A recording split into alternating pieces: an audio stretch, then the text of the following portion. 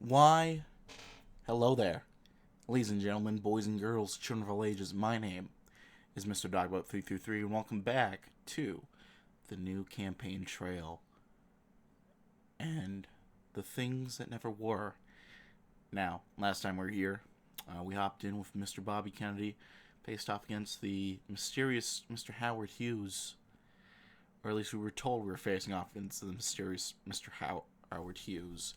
It turns out that none of that was true. Um, and America was bamboozled. And we had to pull the wool from over their eyes. Well, friends, now we're going to try to keep the wool pulled over the American people's eyes. This is the things that never were. This is a story. This is a story about the leading characters of mid-century American life. It's not events as they happened. It is about America that lived through the summer of '68, the violence of Vietnam, the mismanagement of Johnson. It is one where people could tell themselves that the embers of liberal optimism still burn, that America's children need not perish at home and abroad. It is a story about Bobby Kennedy. He believed he understood what America, the real America, cried out for. He understood that the people had been abandoned by a White House more invested in intra-party machinations than the burdens of war. Kennedy dreamed of a better tomorrow. He sided with love over hate, with peace over war. He would not fight for the few, but we the people. And with his victory over the doubters, he would demonstrate that the American dream can still triumph. This is the truth as he believed it to be. It is a story he told with absolute devotion. We are nothing about stories, and so we invite you to believe, as he did. If only for a moment, we ask you to believe in things that never were. The curtain rises. The stage divided into two halves, joined by the suggestion of marble columns. The scene is non-realistic, exaggerated. The lighting is dim and poetic. Images of chaos and uncertainty are projected onto the performers as the two scenes play out simultaneously. At stage left stands Bobby Kennedy, surrounded by the trappings of power, an American flag, a desk, a red telephone. It is minimalist, hollow. He does not face the audience, but instead a large painting of JFK. As he stares, his phone begins to flash. He does not move to answer. On the right side of the stage sits Rogers Morton, RNC chairman, a symbol of decline. His leather-backed chair is worn, his black rotary phone chipped. Overhead are a set of fading paintings, Lincoln, Roosevelt, Eisenhower. An empty space is left for a successor who never came. Morton's head is in his hands. When the phone begins to ring, he appears paralyzed. The images intensify. The phones screech. Now impossible to ignore. The two men move to answer. Hello?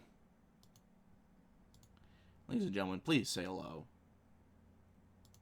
to Rogers Morton, the chairman of the Republican National Committee. While he is physically imposing, standing 6 foot 8 inches tall, he's always trying to make himself smaller, more marginal. He does not want to be the central player in this drama of American politics. He yearns for a place outside the spotlight, in a supporting role, the chorus, or, better yet, as a mere spectator.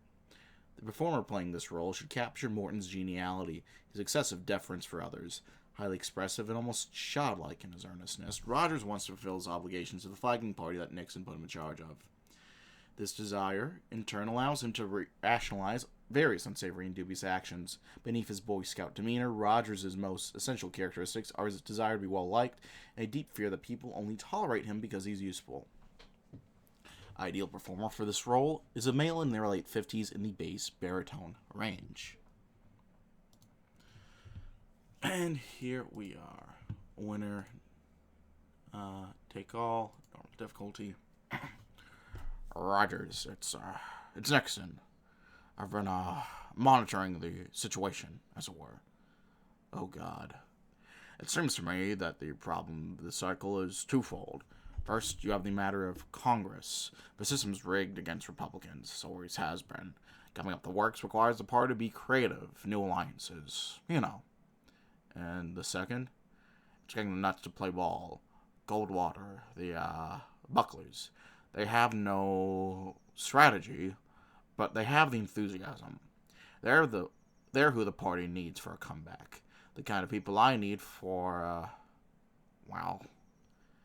Dick, I'm sorry, but I'm getting another call. Is there anything else? No. I, you're a good man. There'll be a lot of fellows trying to take advantage of that. Just, keep the faith. Well, here we go, my friends. This is where things stand as of now.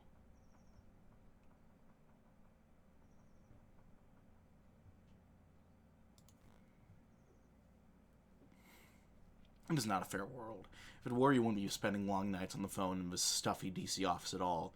You'd be a player in Washington, helping Dick manage things behind the scenes and using weekends to sail in the Chesapeake Bay. Quiet spot. But here you are. Chairman of a party on the rocks, the last survivor of a failed campaign. In the years since the inauguration of Bobby Kennedy, the Republican Party has been adrift. No matter how much you want to flee, you have an obligation to steer this ship back on course in time for the midterms and the 72 campaign season. To win those contests and thwart Kennedy's ambitions, you will need to start raising money and recruiting people to rebuild. How do you salvage this wreck? Well, I don't... Raising money means staying relevant in the public's good graces. You know, we ought to go west towards Hollywood. Bob Hope, Gene Autry. Those headliners are something. Standing 6'8", you are hard to miss at the white tie galas. Shirley Temple Black flags you down for a photo. The Reagans make you pose like a kind of basketballer. The appearance makes the brass, but you note how small the fundraising pool is and how much of it has been eaten up by the cost of organizing the galas themselves. You scowl upon noting that Mickey Rooney has donated what might as well be pocket change. So we have our own little docket. So we have a couple figures. Nelson Rockefeller, Chuck Percy, Barry Goldwater, John Lindsay, Ted Agnew, and Ronnie Reagan. So these factors are going to dictate how well we will do in the election and what candidates we can get. Oh, there we go. I'll close this now, actually. Another miserable night of calls is interrupted by news out of Mass. Joseph B. Kennedy Sr., father of the president, is dead. You wait for some press release about the old man, some ill-gotten recognition of his service, but instead the White House is silent. Your party's leading Bobbyologists speculate over what this could mean. They pour over footage of him scowling at press conferences and stewing in meetings with senators. Opposition researchers pen elaborate psychological profiles to predict what he might do next. Joe was the Polaris of the Kennedy family, and John it's serious, they write breathlessly. Sailing lingo aside, you have no idea what any of this means. As far as you can tell, Bobby Kennedy's a little more dour. You wonder if you should exploit it or if that's in poor taste. I'd rather not get involved myself in this at all. What I think I can do is pull on some of my Yale connections to see if I can't dislodge some of the Democrat donors from the Kennedy network. Now the old man's gone, they'll want someone who can butter their bread, so to speak. You sit in wood-paneled parlor rooms, uncomfortably laughing with America's nobility as they share their memories of the old man. Do you remember what a fuss he made when he couldn't get into a country club? Do you remember how desperate he was to become president? It was all very new money, they chuckle. Bobby's the same way. Insecurity. Wounded ego. They assure you that the Republican Party has their support should you want to take the boy down a peg. Well, I'm not quite sure we should visit. Let's do Illinois. Over the last year, Liberal Senator and close personal friend Birch Bayh has held hearings on gun legislation to ban inexpensive snub-nosed pistols, so-called Saturday night specials. Connected to at least one-third of all gun murders in the country, the proposal has enjoyed broad support. The National Rifle Association is getting a little crazy, has expressed cautious support. Senators on both sides of the aisle talk about it warmly. The only exception comes in the form of Roman Hruska, Nebraska senator and fiery opponent of any restriction on gun ownership. Every day he seems to be knocking on your door, both on the Hill and the RNC, demanding that you do whatever it takes to sink this bill. He offers that it could be an opportunity to humiliate Kennedy to rile up the base. Candidly, you doubt Kennedy's plugged into what's happening on the Hill, but you promise to think over Hrutska's demands for party unity, if nothing else. I suppose there's a compromise to be had here between the gun advocates and the gun opponents of the party. I'll push our leaders on the Hill and sympathetic Democrats to oppose this bill and see if we can't whittle this down a bit in the pursuit of consensus. Southern boll weevils and northern financiers unite to pick apart the bill. Limitations on the transfer of arms go out the window. Limitations on manufacturers of dismantled by is forced to watch while the House returns to him a feel-good bill that restricts only the most obvious and flagrant misconduct while keeping the full problem unaddressed. Hrutska claps you on the back the next time you see him. He didn't know you were one of the good ones.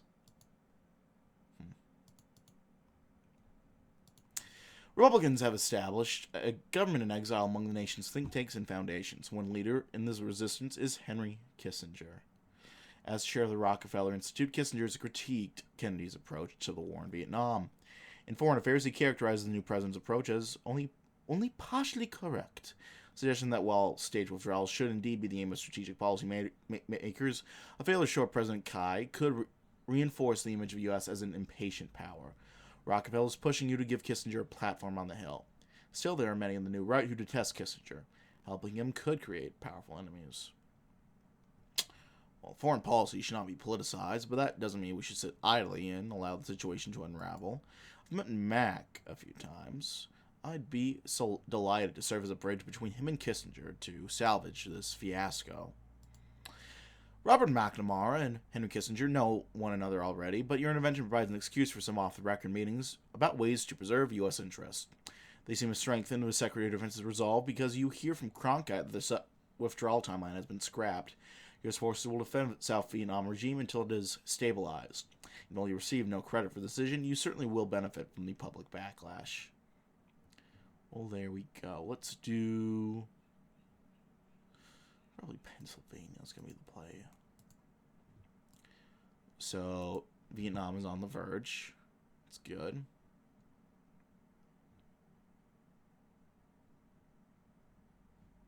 There we are. The Bobby Kennedy economy has been one of stagnation. Everyday prices rise, economic growth, and the employment rates remain stagnant. Yet the president seems wholly disinterested in actually legislating the matter and cutting taxes and reducing regulations to help the middle-class families who are most affected. Certain that any legislation of his would be sabotaged by Congress, he instead announced a cockamamie idea, a poverty tour, a retread of his 67 and 68 tours of South Appalachia and New York. The president plans to broadcast himself walking through a series of destitute homes across the country to prove some point about what the focus of America's attention should be, the failures of government and charity. You aren't sure. What it looks like to you is a nationally financed campaign ad to shore up the president's failing popularity. What do you do to counteract it? Well, really, I am a bit concerned by how the president's forcing himself onto the major broadcasters without a smidge of pushback from the FCC. Are the Republicans not entitled with equal time? Faced with growing popular backlash, the FCC releases a tepid statement agreeing that Republicans do, indeed, deserve equal time under the Fairness Doctrine. After Americans watch a grim Bobby Kennedy stand in the fields of destitute Latino farm workers, they are greeted by the brash, smiling face of Ronald Reagan, who cheerily strolls through a middle-class suburban neighborhood. Smiling white faces celebrate the prosperity offered by the greatest country on earth. In an effort to break through the Mason-Dixon line with more than just rhetoric, the GOP has launched a full-force fundraising blitz. The business class is courted in Houston boardrooms and Atlanta country clubs, assured of stability, low taxes, and a party that won't rock the boat. Meanwhile, anxious white voters are met with a harder sell, ads hammering home resentment, speeches stoking fears of Democratic betrayal, promises that the party sees them. The South has been ignored, written off, taken for granted. Not anymore. The Republicans are here, and they intend to stay. Now look, first thing we need to do is make sure our friends in the business community know we're here for them. Goodness knows they just want some stability, low taxes, less red tape. party that actually knows how to govern instead of making a mess of things. If we can reassure them that the GOP is the safer pair of hands, well, I think they'll come around just fine. And once they do, the fundraising takes care of itself. Meet with Senate candidate Bush and the good old boys down in Houston. They don't see you as one of them. Not exactly. You're an outsider. You're a functionary, a man who moves pieces around but doesn't sit at the table where the real deals are made. But that's fine. They don't need to like you. They just need to believe in what you're selling. And right now, they do. They're happy. And happy men write big checks. Here we go. Let's go to try. Probably Missouri's the best bet. At the top of the bestsellers list this week is a new book by the elusive millionaire Howard Hughes and his aide. Part memoir, part treatise, the book romanticizes a wilder, less constrained America, one where men like Hughes can make their mark without government interference, bemoans rising prices and dilapidation of urban centers, and calls the reader to get mad at effete elites destroying America. As much of a sensation as the book is to the public, it seems more so for young conservatives who see it in the book a supplement of 1951's God and Man at Yale. It seems to articulate their anger at Kennedy's cabal of eggheads, whose collectivist leanings have squandered American prosperity. How do you use this? I knew Mr. Hughes was many things, but I must say I am pleasantly surprised by this turn. Let's invite him and his aide to D.C. to strategize. You receive a response not from Hughes, but from his co-author and aide, Clifford Irving. Before a room of your congressional colleagues, Irving seems to float like a specter. He warns of the seductive pull of visionaries, of uncontrolled growth, of a safe presence being sucked out of a world to make way for an uncertain future. There's something wrong here, but you and your age colleagues cannot help but nod as he talks. Will he sit idly as Kennedy remakes the world? Will he do something to stop this acceleration of time?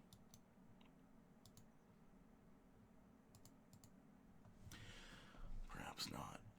Over the last decade, the Republican Party has seen cycle after cycle of losses from top to bottom of ballot. Even in the years where the party saw electoral success, such as 1966, the joy was short-lived as Robert Kennedy ascended to the presidency. This year, you vow, this year will be different. Results slowly trickle in from throughout the nation. Modern conservative Democrats are stubborn, refusing to be beat so easily. When all is said and done, it's a stable, if not underwhelming, Republican gain, with liberal Democrats taking the most damage. How will you spin these results?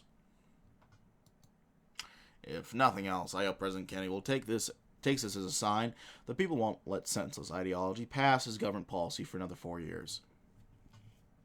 He'll either get with the program and moderate, or gladly take those voters into our tent. Some within the Kennedy administration take the results as vindication of their time in office, while others push the president to moderate himself from now on. The Kennedy, seen after the midterms, is a new, experienced leader, calm and collected. You know nothing has actually changed. Well, now we can go ahead and give someone a call. And the man we're going to call right now, Mr. Ronald Wilson Reagan. In the span of a few years, Ronald Reagan went from a B-list actor to a C-list politician, but it didn't have to be this bad. 4 years ago, he set upon a primary campaign that nearly brought him to the nomination, despite being nothing more than a vague repeat of Goldwater in '64.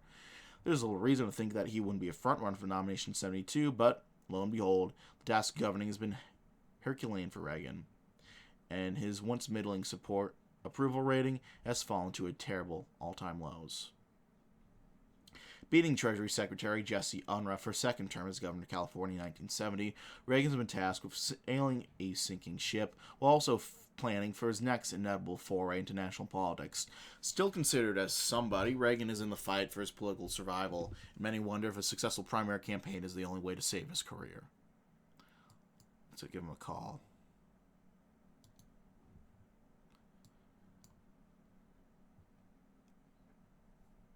Interestingly, Goldwater seems to be the best, well set up as of now.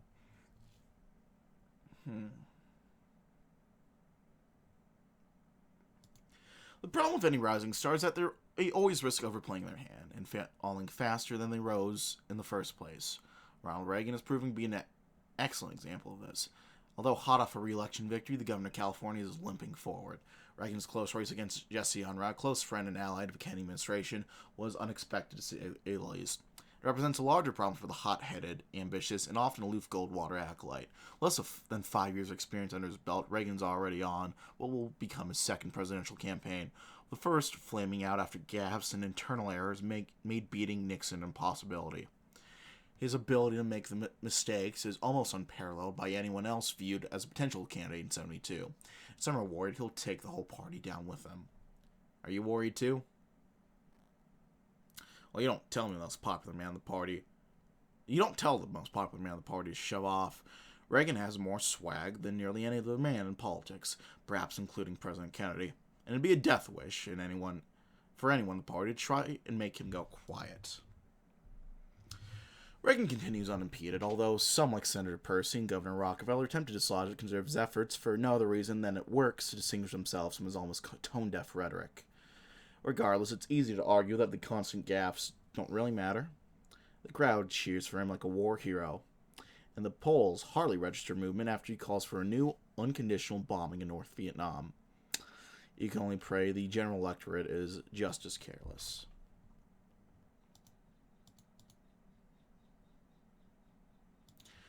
All the credentialed think tankers, Ivy League academics, and bow-tie-clad economists can't save Bobby now. The economic awakening promised by welfare reform hasn't happened. The economy is shrinking. All the president can do is plead with consumers to tighten their belts. Both Americans react with outrage. Impoverished whites in the countryside and poor blacks in the city ghettos alike are losing whatever shred of hope there is left.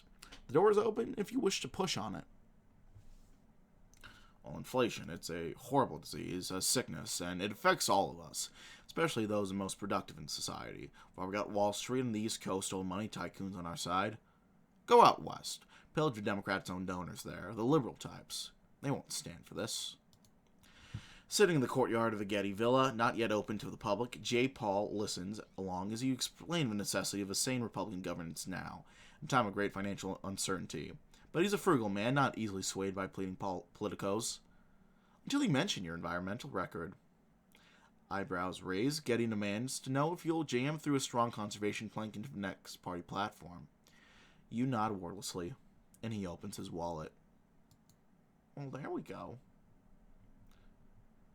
Let's visit Missouri, make sure we keep that locked down. The liberal utopian vision of American society is collapsing under its own weight of excessive spending and rising inflation. It's in part a controlled demolition, with parent groups and suburban voters crashing through Kennedy's America like a wrecking ball. Outrage at desegregation buses. Desegregated busing has been all-consuming in state and local politics.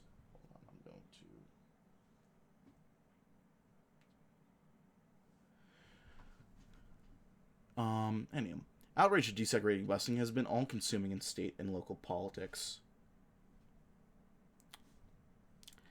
With school boards and city council meetings devolving into chaos, screaming matches over whose children will be taken to white schools. This has been an animating movement against liberal politicians, even those leading it are not Republicans. How will you seize it? Well, take a look at who the leading opponents of these decisions are. They're not our usual voters, certainly, but the Asians in San Francisco and the immigrants out west, the ethnics on the East Coast. We need to expand our tent to include all of them, too. Your high-minded rhetoric about keeping schools segregated can only go so far with these new voters. Your coalition still includes plenty of Southerners and outright racists who are hardly comfortable sharing a party of minorities, especially newly minted conservatives, who are otherwise liberal on a host of hot-button issues. To say nothing of a dwindling and decrepit old money New Englanders who want nothing to do with Irish and Italians.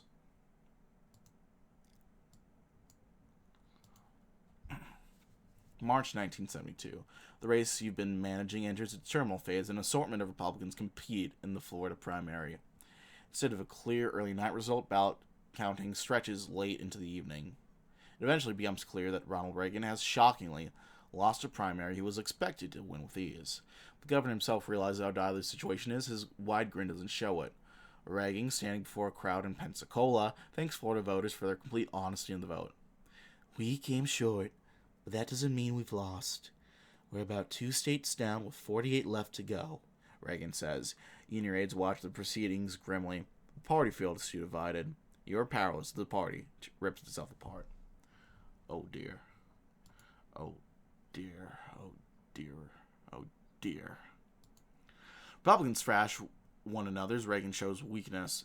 There are no clear victors, no major dropouts. As the vultures begin speculating about what a conservative version of 1968 DNC might look like, you finally get the courage to take extreme measures. You leave your office, get on a plane, and journey into the unknown. None of the current frontrunners are strong enough to win November. You'll find one who can.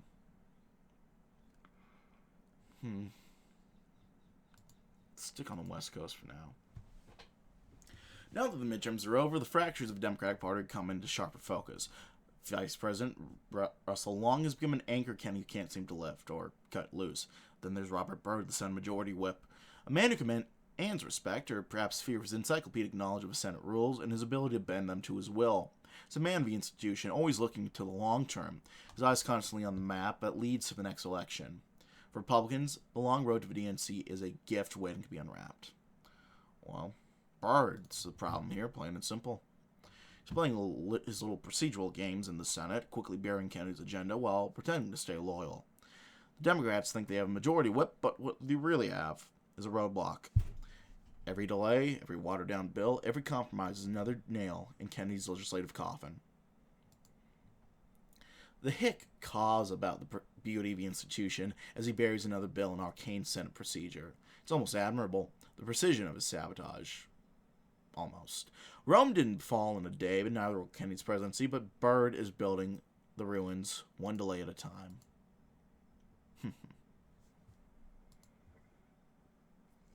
Just as it took 40 years for Jews to leave the desert, it's taken 40 years for Republicans to abandon the shadow of Herbert Hoover. Not him with the swastika in the background, my God. Party elders still fighting the battles of 32. See the finance section of the Times. It's a horn of salvation. Inflation, sky high. Unemployment, plateauing high. The president's excuses, his liberal spending, all of it is ripe to be taken down. The whiz kids of the stock exchange know what they're talking about. It's making families nationwide brace for impact.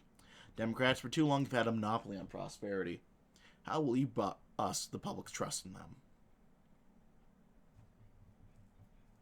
Well, we need to be prepared when the levee breaks. Start putting together plans, making inroads with the media. We need to be able to leap the second things go south. After months of policy preparation, the Q1 unemployment numbers cause a public joint. The commuter belt is horrified, and they see Republicans as seers. If things go well, they'll make sure you all don't turn into Cassandras.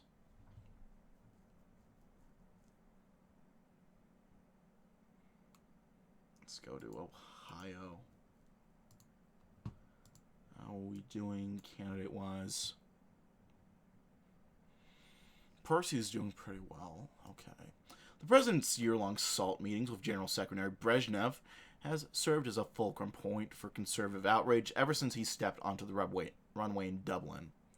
Despite an intellectual renaissance in Washington and New York, the need to guide defense policy has been the goal of numerous conservative think tanks, each hoping for a chance to influence the next Republican administration. With quite the number of compelling visions, it's hard to tell which direction the Republican Party will go. Well, certainly no one wants to return to the days of a Cold War, but I wouldn't claim to stand up for democracy while coddling the same state that turns tanks against its own people. Dictators like Brezhnev respect one thing: strength. Kennedy's allowing them to walk all over us. Elected Republicans get the memo, decrying the SALT talks at every chance they get. If nothing else, it continues the cycle of controversy, even as the talks remain popular with most Americans. Hello? Oh, that scared me. The president says he wants to build a more peaceful world, but to many, his foreign policy is starting to look more like a retreat. The Soviets are arming faster than ever. Beijing's influence is spreading... They're both playing Kennedy. Is spreading across Asia, and American allies are quietly wondering if we're still the strong partner they always counted on. Can you blame them? If Kennedy keeps pulling back like this, it's only a matter of time before the cracks start to show and the whole world notices. Well, here's what I'm thinking. We've got to rally the GOP leadership and get them meeting with our allies. The Senate committees, the candidates, all of them. You sit through a meeting with Chiang Kai-shek in Sato, Japan. It's all handshakes and polite small talk, with Chiang remarking on your height twice before lunch is even served. The boys get their photos, the sound bites, the usual pomp, but as the room clears, Chiang tells you that the world remembers strength. It forgets everything else. You have no idea what that means.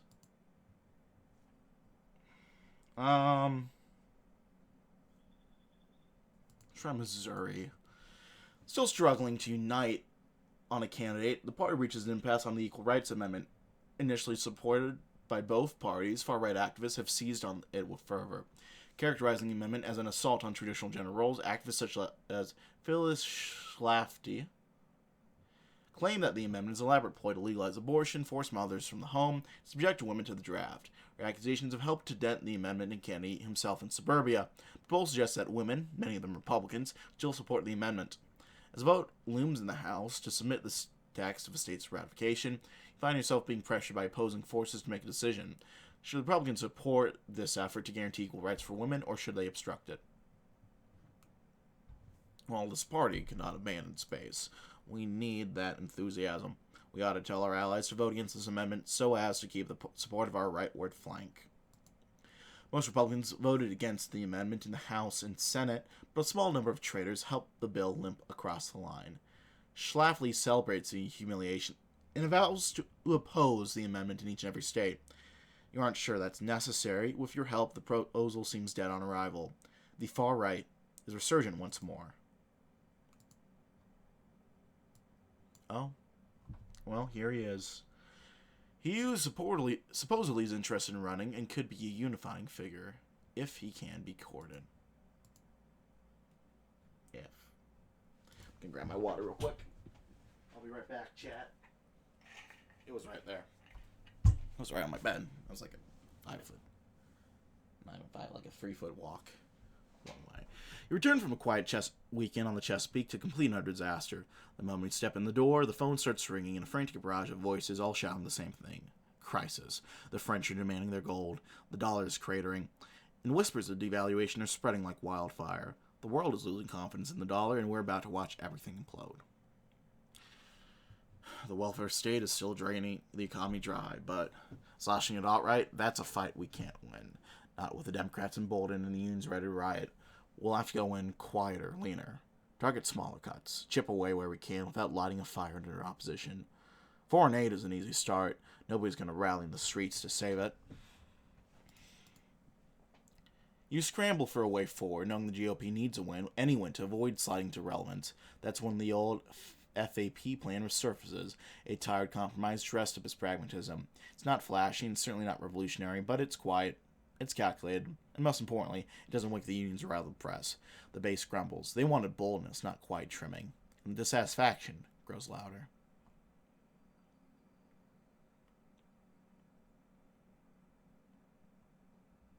Well, let's try something different.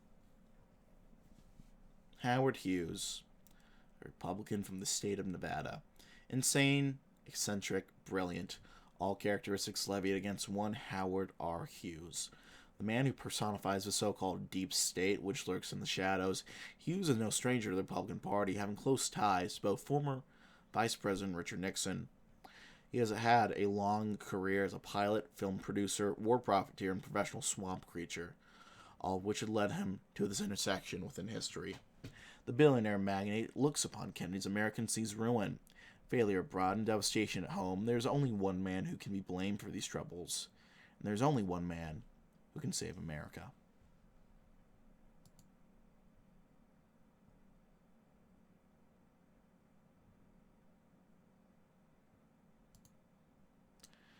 Well, you sit in a red room in the bowels of New York's Union Club. A roaring fireplace stands before you, and Hughes' messenger, Clifford Irving. Despite him being your guest, he seems to be the one in control. His shadow stretches tall over the room's painting of Abraham Lincoln. Look, Raja. Where's Clifford Irving from?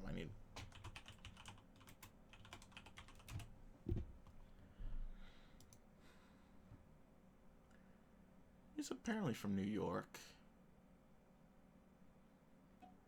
Okay. Look, Raja, Mr. Hughes is very busy. So very busy. He doesn't just send me for any schmuck who asks, you know? He only sends me when it's serious. When it's real. We're both being real, aren't we? His teeth glitter in the darkness. You can't see his eyes. If he's gonna step in, he's gonna need concessions for his position. His prominence. God Almighty didn't let the Israelites see his face after all. He saved that for Moses, because he was too big for the rabble. Bigger than the country itself. He leans in. Just between the two of us. I think we're on the precipice of something great here. The entire country is yearning for something to believe in. Why not give them that?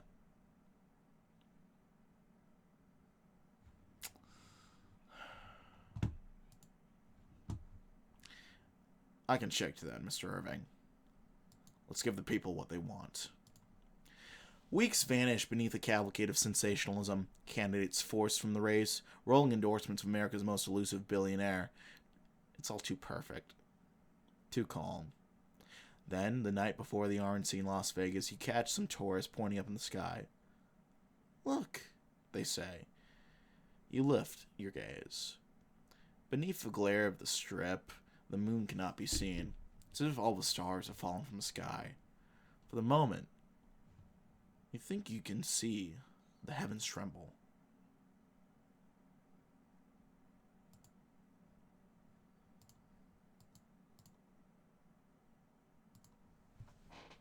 The squat tyrant of Alabama was never going to be content ruling his little fiefdom of hate and asphalt. George Wallace is once again slivered out of his swamp, dragging with him a mangy menagerie of resentment, self-pity, and the finest vintage of stale segregationist rhetoric. Be a bit harsh. It's absurd, really, that a man with this much bile and visceral vision can still draw a crowd, but he does. For poor Robert, it's a living hell. Wallace might be an embarrassment to the nation, but for Republicans, he's a ticket of victory. He's drowning. We don't even need to mention Wallace. We just point to Kennedy and say, is this the leader you want? The flood's coming. We just need to make sure we're the ones holding the high ground when it does. The result is slow, insidious, a rot spreading beneath the surface of the Democratic Party. Wallace doesn't need to win. He never does. This is his third run of the presidency, and by now his act feels grimly routine. His presence isn't shocking anymore. It's expected. And when it's all done, he'll return to his kingdom of garbage. Let's go Missouri.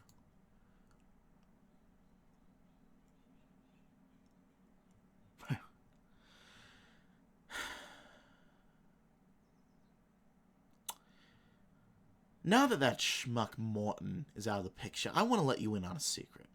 One for just the two of us. You and I.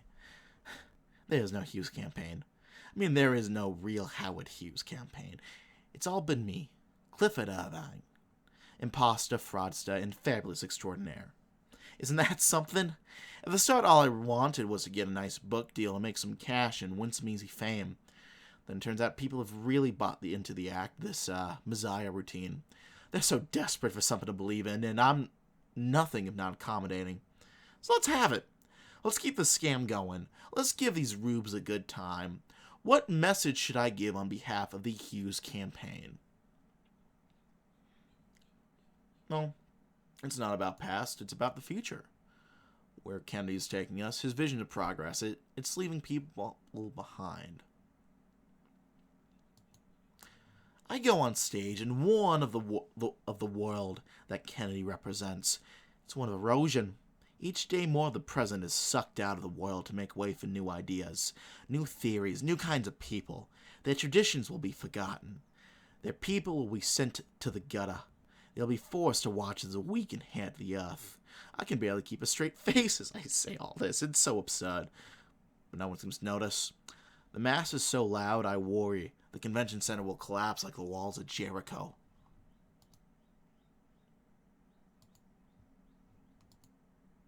Look, I know you're still steamed about the convention, but if you want a real sham, take a look at what the Democrats are doing. They've got Bobby Kennedy up there on stage while policemen crack protester skulls outside. So much for Bobby being the peace candidate.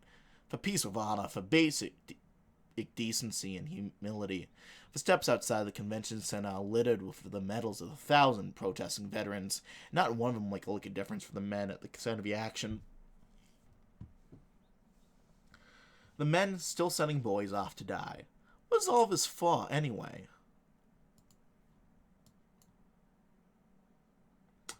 Well, this is why we have to take back Washington. We have to restore decency to this country. We need to return to our nation's founding principles. I think we both know that if you had any concern for decency or principles, that I wouldn't be here. Shit, he's got a point. Let's do New Jersey. New Jersey seems like it's going to be close. So, here's the thing. You can't, in fact, fool all the people all the time. You just have to be smart about it. Controlled. Case in point, the Phil Schlaflys of the world. The old dried-up hag who was none too happy about the convention. She and her army of cretins called the whole thing suspicious, a possible coup of kingmakers. She hasn't let up since then, threatening to withhold her support until she can hear Hughes talk shop. Now, ordinarily, I would never meet with a woman who believes this entire civil rights movement was a product of paid agitators. But she's got a lot of friends and a lot of money that I'd love to get my hands on. If I have to play Republican, I'd love to figure out an angle to win this woman over. Well, she seems to be deeply invested in this equal rights amendment. Perhaps that's key to winning her over. Just talk about Hughes' opposition to it.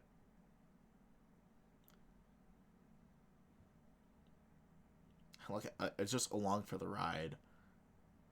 GOP leadership, author Clifford Irving. That's a pretty cool feature. Jesus fucking Christ, fine. I go on Johnny Carson to talk about Hughes, the campaign, all the unprecedented excitement. I try to sneak the ERA thing too, but Carson, that fucker, he leaps on it. Sorry, Mr. Irving. I just don't understand. Mr. Hughes is coming out against the Equal Rights Amendment. I try to smile. I stammer something asinine about family values, but the whole thing is hokey. Carson's asking me if Hughes' opposition has anything to do with his stormy relationships over the years. I'm melting my seat when I'm quizzed about how this asshole tried to imprison Ginger Rogers in his mansion.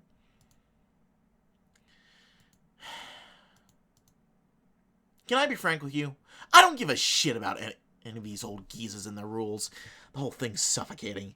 And I think most people feel the same way. Hell, what kind of person wants to sit down and dryly calculate effective tax rates for a bill that no one will read? Other than the president, of course. Over the past few days, Kenny's gotten real pissy about my rallies. He thinks he deserves a serious contest and that Republicans are treating the election as a joke. There's a story of him fuming to the Times about how he can't fight a man who refuses to reveal himself. Hey, I gotta respond, don't I? People love a good fight.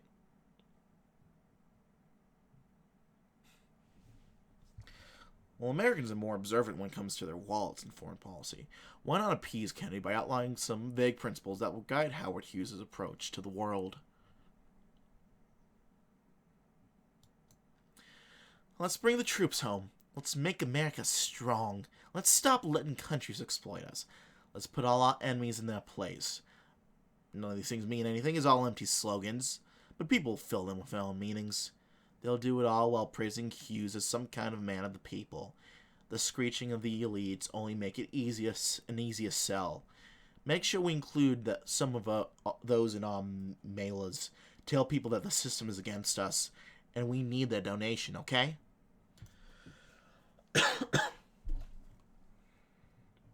Ah, crap. Okay. Let's try Ohio.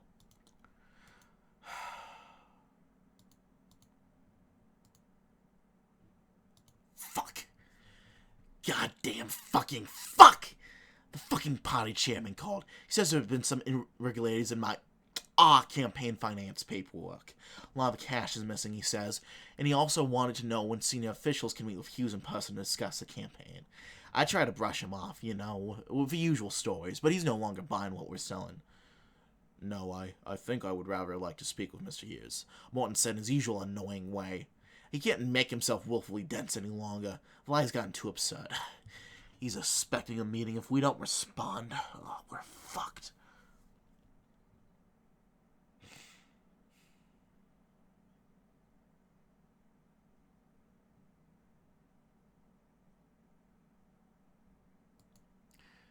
The party's too deep in this to back out now. Show up on the Hill. Meet with as many Republicans as you can. Call his bluff. If I go down, we all go down together. Easy peasy. I got these guys busted out of my Rolodex. It's not just no-names like Hugh Scott who come out to talk about my exciting vision, but also the party's rising stars, the Bob Doles and George Bushes of the world. They're all complicit, whether that's actively supporting the lie, or looking the other way, or forcing themselves to believe. As Morton himself would say, it's so much easier to go along with the crowd than cause a fuss.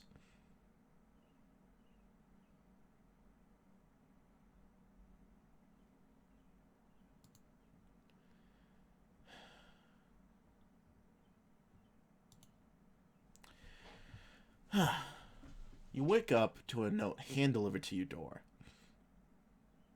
Listen. I've had a wonderful time these past few weeks, but I'm afraid all good things must come to an end. Best of luck with the campaign. A frantic call to Irving's penthouse suite reveals he's checked out, boarded a plane to God knows where. A call to the bank reveals that the campaign coffers have been emptied. The party's entering into the final stages with no nominee, no plan, and no fucking money.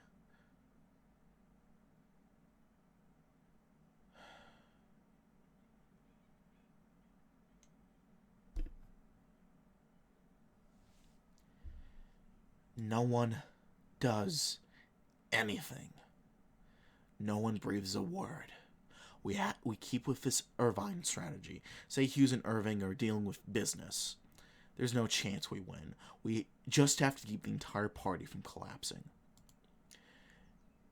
It's a strange closing, but it's the one thing that lends itself to all kinds of gauzy fantasies. Hughes is negotiating a secret treaty with Vietnam. Hughes is working on an economic plan to restore the economy. Hughes is in Washington, New York, Cleveland, anywhere in need of a savior. The fanaticism of these crowds frightens you. As election day rolls around, you find yourself seized by a terrible fear that America could actually plunge into the abyss after this ghost.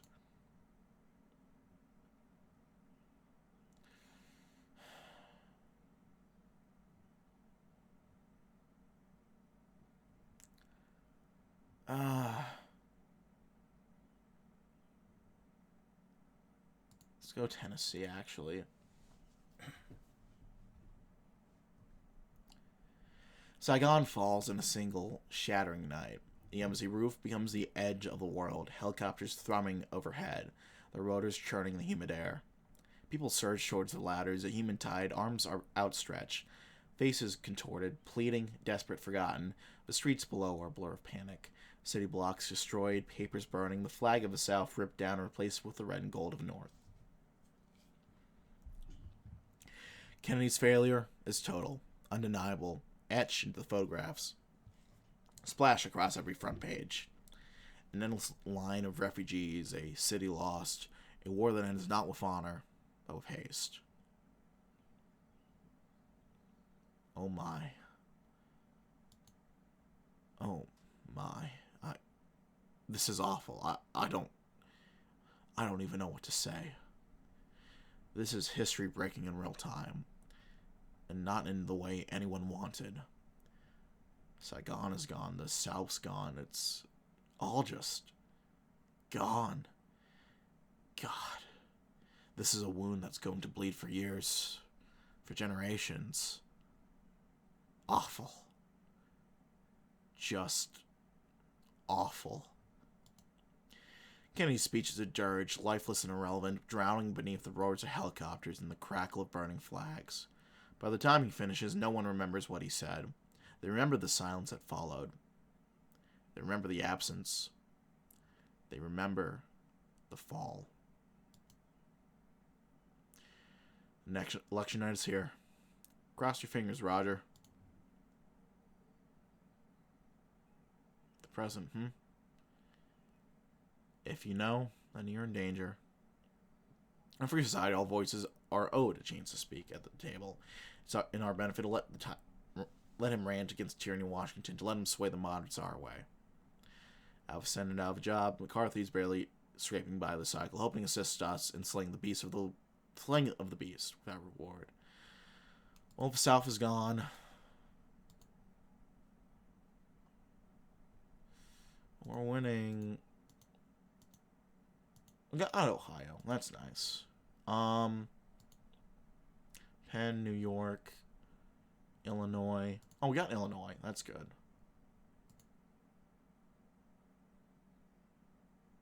We got Penn. Look at that. We got New York, too. We won.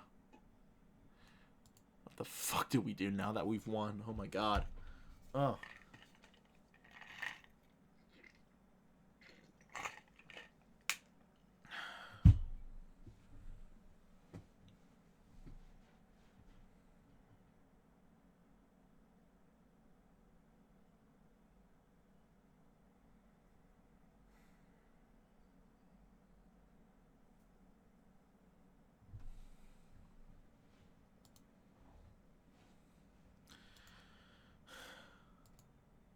Alaska voting to the left of California, or most of the Rust Belt.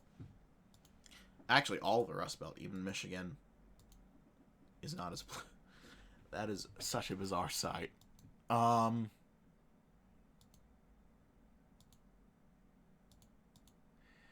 Yeah. 423 to 53 to 62.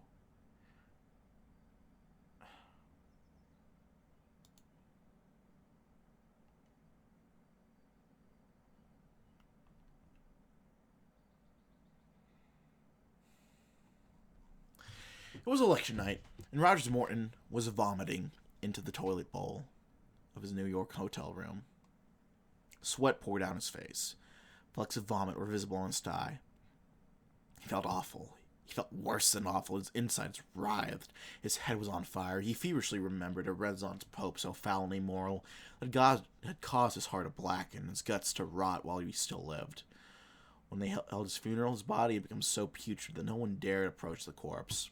No devotee kissed his shoes. He retched again.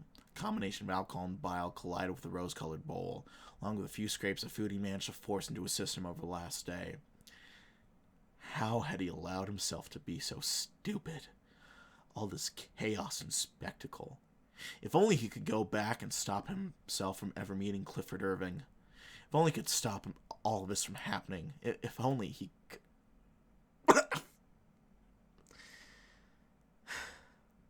He wiped his mouth again into the sleeve of his jacket, leaving a greasy stain on the fabric that glinted in yellowed light. He got to his feet uneasily, using the wall to steady himself. Then he bent to face the mirror, staring long and hard at his own pale face. What was done, he told himself. He had made his choice. He had made his choice for the good of the party. There had been no other option. He turned the faucet on and splashed water on his face. The coolness felt good against his hot skin. It hadn't been his fault at all. If there was anything on to blame, it was Clifford Irving. That's right, it was that scumbag Irving in his stories. He had just been one of the many duped into believing his wild stories. He was a performer, a master of his craft, and even had been duped. If a part of him hadn't suspected something was off, could anyone blame him? In a year where so many Republicans were found lacking, who wouldn't do what he did in a situation? He only provided what they wanted and needed. He grabbed a white towel from the rack and dabbed against his face. Party officials would be expecting him in the ballroom on the bottom floor just about now. Final returns were coming in, and the party would need him in this hour of need. If there was any anger, he could find some arrangement to make it go away. He would figure out a way forward. He slapped the towel on the sink and smiled. He could do this. He just needed to put on a brave face as he always done, and... Ring, ring. Ring, ring. The telephone in his hotel room was ringing a soft musical clang.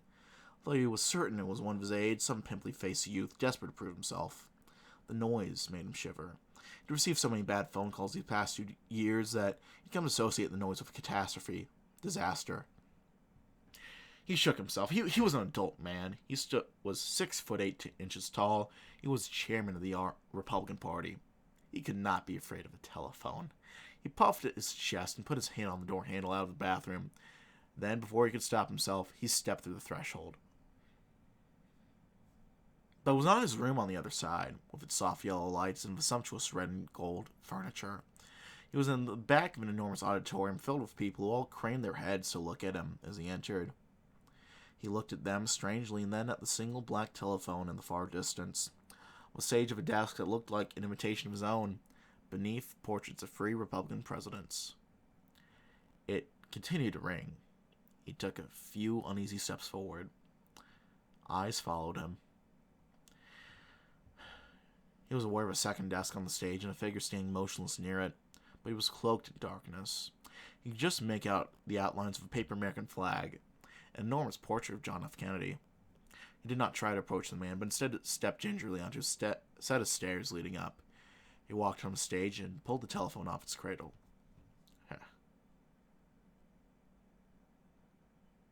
Hello? Silence. Sorry. This is, You've reached the residence of... sorry. There were a few giggles in the crowd, but he was only distantly aware of it. He could hear someone breathing on the other end of his receiver.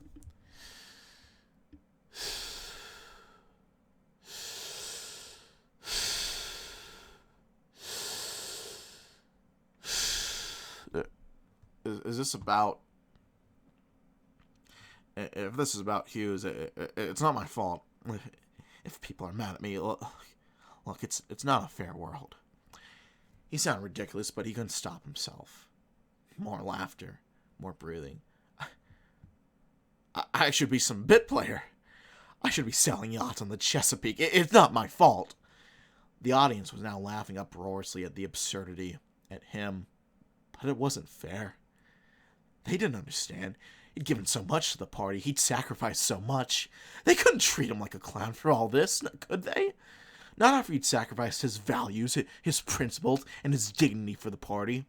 It was outrageous. It all had to be for something. Otherwise, we were never innocent. You can't ascribe our fall from grace to any single event or set of circumstances.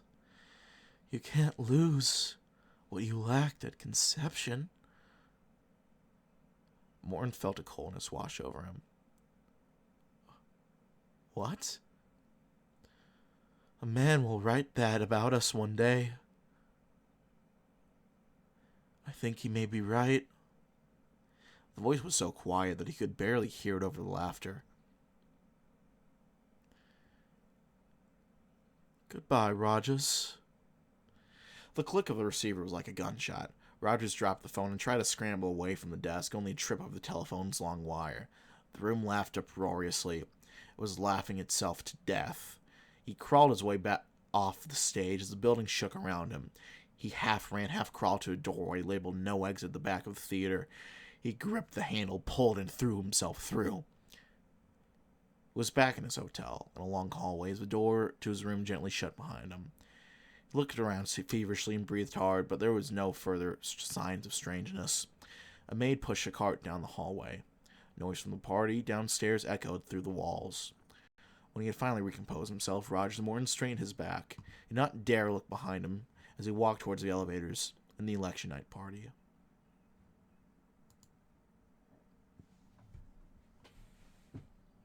Things that never were.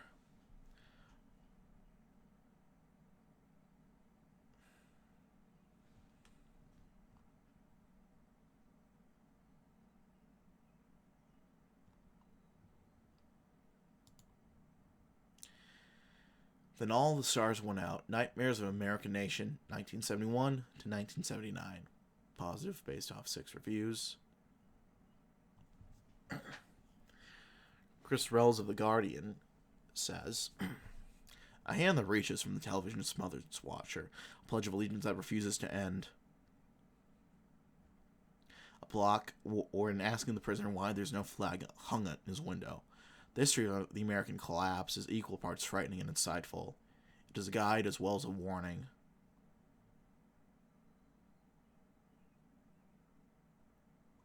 Is this,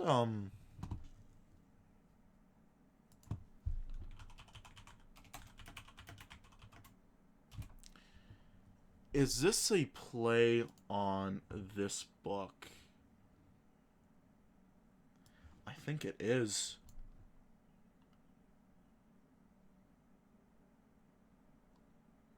I think it is. I actually have this book. I've been reading it a little bit.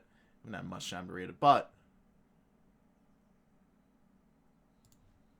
Huh. Soledad Cerebrio of El País English says, scolding. While melodramatic, elite obsessed, theater shows like Things That Never Were continue to find popular understanding of the era, focusing attention on the musings of the American elites instead of everyday people. Hagen's writing serves as a necessary remedy. That was a rave review. Natalie Colon of Le Monde writes another rave review. By focusing on dreams and scenes of unreality, Hagen avoids losing herself in the confusion of the 1970s. She does not concern herself with the post-election power vacuum, figuring out where the first riots started, who gave the order to fire on the Capitol, or even the inner thoughts of soldiers behind the August coup. She is clear-eyed in observing how a culture of celebrity worship distorts the psyche of everyday people. Another rave review from Kim Sunja of the Chosun Ilbo. Calling to mind the Inferno. Hey, yes, I'm not doing an Asian accent for this. Calling to mind the Inferno, Hagen descends into the depths of the American mind and exposes its neuroses, the escalating strangeness of a vision, a thought control machine that broadcasts through telephones, Robert Kennedy buried alive in his brother's grave. It does better to expose the government threat of the Hughes movement than many more serious histories on that topic. Here's a mixed review from Nicholas Artemenekov. More mixed. An intriguing but ultimately incomplete portrait. Some alleged dreams, such as a girl dreaming of watching a film and her house burns around her, are a little too on the nose and require little interpretation. And then Ed Donaldson of the New York Times is panning this. As patronizing as it was when first published, one wonders if President Mattis erred in relaxing the censorship standards of his predecessors. Answers to this error cannot be found in the dreams of a few deviants. Fiction, including the illuminating and internationally beloved Things That Never Were, better captures the tragedy of the 1970s and 80s than any other work. In this age of crisis, we need more works like that. Works that respect our leaders and bring Americans together. Let's take a look at this book. Published by Bloomsbury, released February 18th, 2025. Genres nonfiction and politics. Summary. Writer Colleen Hagen began having unsettling dreams as the Howard Hughes campaign began in 1971. She envisioned a nation of lotus eaters, a place so absorbed with an imagined past, and visions of supernatural heroes that would be unable to avoid calamities to come. Shaken by these visions, she began collecting dreams from her friends and neighbors. This collection, available again for the first time since 1983, in its writer's native English, reveals the mass delirium that made America run towards the brink and over it. Across 13 chapters, Hagen explores how a dying empire imposes itself on the subconscious and offers a raw look at how our dreamscapes can impact our lived reality. Well,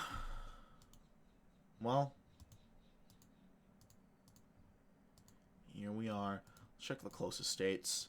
3,000 votes separating us in New Mexico. Maryland, about 15,000? Yeah, 15,000. Minnesota, about 30K. Missouri, about 40K, let's say. And then Connecticut, about 30K. There we go.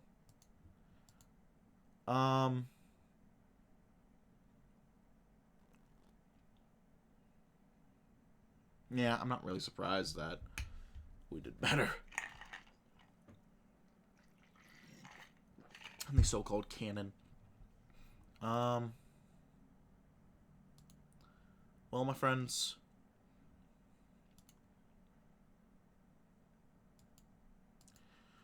I think that is going to be it. Let's go ahead and buy this book now. Oh, just takes a stop page. Okay. Well, that's gonna be it for now, my friends. I thank you all for watching. If you like, so really like. If not, feel free to dislike. If you want to see more of this content, feature, hit the sub button and the notification bell to keep updated with them as they come out. I appreciate any comments or feedback. If you have any, leave in the comment section below. Especially if you want to see a specific path for things I never wore. I'm really enjoying this mod. I have another idea for another one of the candidates. I'm going to sit on that and see what you guys want to hear. Until then, hit the sub button. Check out my various links down in the description box below. Twitch, Patreon, stuff like that. And, Discord as well. Yeah, that's going to be it for now, friends. I thank you all for watching. My name has been Mr. DB333. And we'll see you all in the next video. Bye-bye now.